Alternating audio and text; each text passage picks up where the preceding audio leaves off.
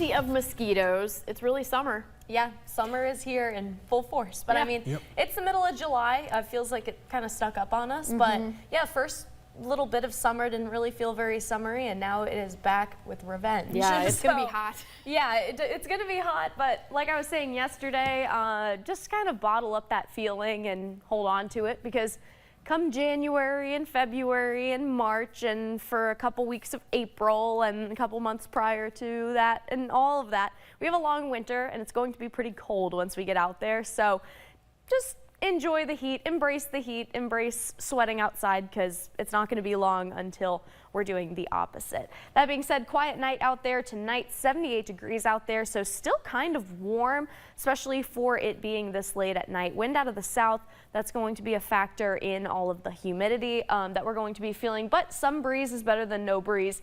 Dew points, though, sitting in the 60s and 70s, so continuing to see those very high humidity or high dew points across a lot of our area, and that's not going to get any better as we go closer into the upcoming weekend.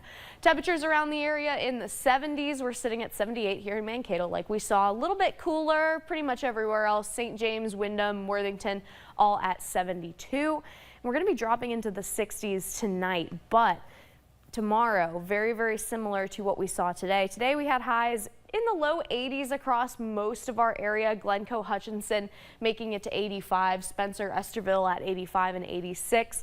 Like I said, though, most of us hanging out in the mid to lower 80s today. And that's going to be very, very similar tomorrow. So tomorrow, almost a copy and paste of what we experienced through the day today. Things changing, though, as we go into Saturday and Sunday, jumping into the upper 80s, and a lot of us seeing the 90s, maybe Saturday and then into Sunday. If you're not a fan of the heat, though, good thing you can just stay tuned and hang on until Tuesday and Wednesday.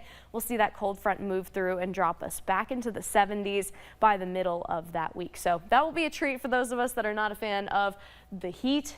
And then that radar and satellite right now showing us dry conditions, which are going to continue through tomorrow, but not necessarily going to be the case as we get into the rest of the weekend.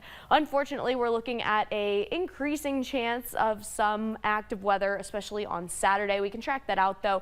Like I said, Friday, really a copy and paste of today. Not much going on out there in general.